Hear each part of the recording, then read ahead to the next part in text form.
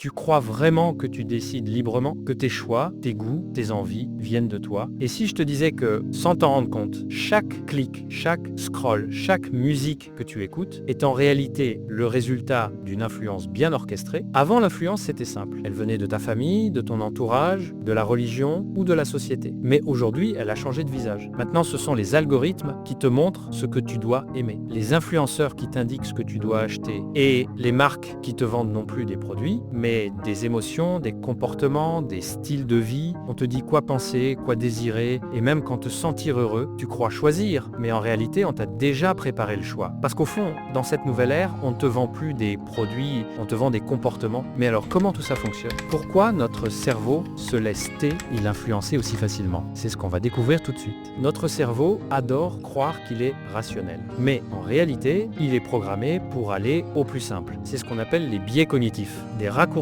mentaux qui nous font juger, décider et agir sans qu'on s'en rende compte. Quand tu vois une personne souriante, bien habillée, sûre d'elle, ton cerveau pense automatiquement « elle doit dire la vérité ». C'est le biais d'autorité. C'est pour ça que les marques utilisent des experts, des célébrités ou des influenceurs. Quand tu vois une vidéo avec des millions de vues, tu te dis si tout le monde regarde, c'est que c'est bon. C'est le biais de popularité. Et tu cliques même si au fond, tu ne sais même pas pourquoi. Ajoute à ça la dopamine, la molécule du plaisir. Chaque like, chaque notification, chaque commentaire active ton système de récompense. Tu deviens accro, pas à ton téléphone, mais à la sensation d'être validé. Et le plus fou, c'est que les plateformes le savent. Elles testent, mesurent, ajustent pour te garder connecté le plus longtemps possible. Tu crois scroller librement. Mais en réalité, c'est ton cerveau qui est scanné, analysé, décodé. L'on se pose deux questions importantes. Qu'est-ce qu'ils font de toutes ces données? Et comment s'en servent-ils pour te manipuler sans que tu t'en rendes compte? Si tu crois que la manipulation c'est forcément quelque chose de visible, tu te trompes. Les vraies influences sont invisibles, subtiles et psychologiques.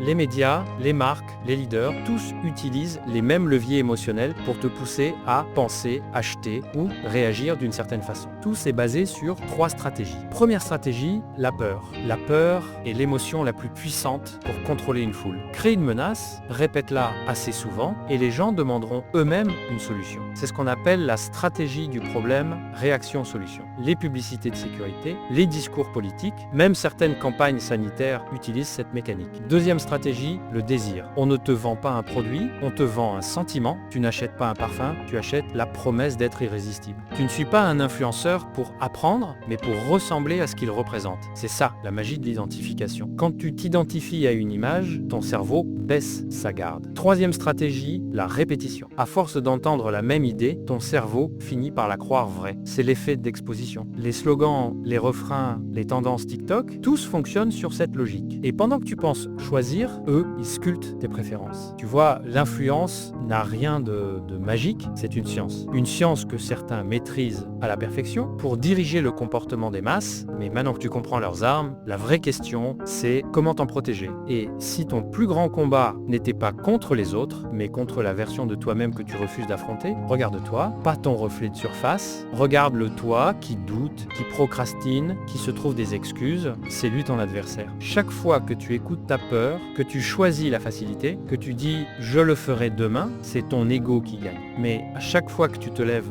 malgré la fatigue, que tu choisis d'apprendre plutôt que de fuir, que tu décides d'avancer même sans certitude, alors là, c'est toi qui gagnes. Imagine ton moi idéal, celui que tu rêves de devenir, celui qui agit, qui ose, qui inspire. Il te regarde maintenant et il attend que tu fasses le premier pas. Qu'est-ce qu'il verrait en toi? De la peur ou du courage? De la fierté ou des regrets? Ce combat n'a pas de fin, mais chaque jour, tu peux choisir ton camp, la facilité ou la maîtrise, l'ego ou la conscience. Et crois-moi, le jour où tu cesses de te mentir, où tu oses affronter ton ombre, c'est là que tout commence. Alors maintenant, regarde-toi dans le miroir, pas comme quelqu'un qui a échoué, mais comme quelqu'un qui a survécu. Parce que si tu regardes cette vidéo, c'est que quelque part, tu veux reprendre le contrôle. Ton plus grand ennemi n'a jamais été le monde extérieur. C'est ce que tu tolères à l'intérieur. La peur, l'orgueil, la paresse, l'excuse. Mais la bonne nouvelle, c'est que tu peux le vaincre. Pas demain, pas quand tout ira mieux. Maintenant, promets-toi une chose. Ne plus fuir ton reflet. Fais de ton ego une force. De ton passé, une leçon. Et de ta conscience, ton arme la plus puissante. Parce qu'à la fin, ce n'est pas toi contre le monde. C'est toi contre toi. Et si tu veux apprendre à comprendre ton esprit, à te transformer de l'intérieur, abonne-toi. Ici, on explore les pensées, les émotions et tout ce qui te façonne. Pas pour fuir la réalité, mais pour la maîtriser.